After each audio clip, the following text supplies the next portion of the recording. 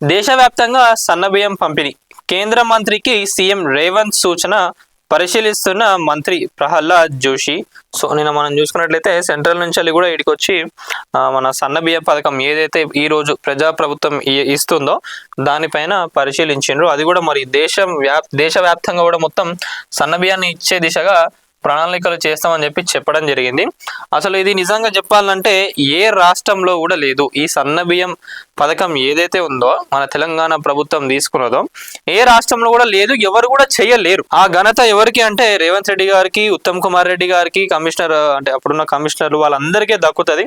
నిజంగా మిల్లర్లను కానివ్వండి, రైతులను కానివ్వండి, వాళ్ళ అందరి దగ్గర నుంచి కూడా అసలు ఎవరు ఎక్స్పెక్ట్ చేయలేదు. ఏదైతే ఇన్ని రోజులు ఇస్తున్న బియ్యం ఉందో దానికన్నా మంచిగా క్వాలిటీగా ప్రతి ఒక్కరు కూడా ఎందుకు తినలేరు, మనం ఎందుకు చేయలేదు అనే ఆలోచనతోని సన్నబియ్యం పథకం తీసుకురావడం జరిగింది. మరి దానికి కూడా క్వాలిటీలో కూడా 5 స్టార్ రేటింగ్ రావడం కూడా జరిగింది. ఇది తెలంగాణ ప్రభుత్వం ఇచ్చిన హామీలలో సన్నబియ్యం పథకం నిజంగా 100% గా సక్సెస్ఫుల్ అయిందని చెప్పాలి. సో అదే దానికి సంబంధించి కూడా దేశవ్యాప్తంగా చేస్తే బాగుంటుందని చెప్పి కూడా కేంద్రం నుంచి వచ్చిన మంత్రులు అందరూ అనుకుంటున్నారు. సో అది నిన్న చూసుకున్నట్లయితే ఎక్కడ ఇది తాజ్ కృష్ణాలో కేంద్ర మంత్రులతో ముఖ్యమంత్రి రేవంత్ సమావేశం అయ్యారు. ఈ సందర్భంగా రాష్ట్రంలో సన్నబియ్యం పంపిణీ విషయాన్ని కేంద్ర మంత్రి దృష్టికి తీసుకెళ్లారు. ప్రజలు తినే బియ్యాన్ని సరఫరా చేస్తేనే సంక్షేమ పథకం ఉద్దేశం నెరవేరుతుందని ముఖ్యమంత్రి అన్నారు. తెలంగాణలాగే కేంద్రం కూడా దేశవ్యాప్తంగా సన్నబియ్యం పంపిణీ అంశాన్ని పరిశీలించాలని కేంద్ర మంత్రి కోరారు.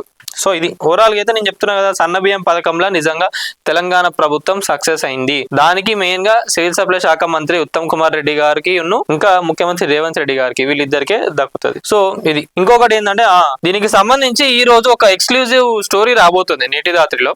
ప్రతి ఒక్కరు ఛానల్ ని సబ్స్క్రైబ్ చేసుకోండి. ఇవాళ స్పెషల్ ఇంటర్వ్యూ రాబోతుంది ఒకటి సివిల్ సప్లై శాఖకు సంబంధించి. సో అసలు మరి ఇన్ని సంవత్సరాలుగా సివిల్ సప్లై శాఖ గురించి కానివ్వండి, దాంట్లో జరుగుతున్న అవకతవకలు వాటన్నింటిని ఎట్ట సరిదిద్దిండ్రు ఏందనే దానిపైన ఒక ఎక్స్క్లూజివ్ ఇంటర్వ్యూ రాబోతుంది. ప్రతి ఒక్కరు ఛానల్ని సబ్స్క్రైబ్ చేసుకోండి, వీడియోని లైక్ చేయండి, షేర్ చేయండి. మీకు ఆ వీడియో అప్డేట్ కావాలంటే కూడా సబ్స్క్రైబ్ చేసుకొని మీరు బెల్ ఐకాన్ క్లిక్ చేస్తే మీకు ఆ వీడియో నోటిఫికేషన్ కూడా వచ్చేస్తుంది.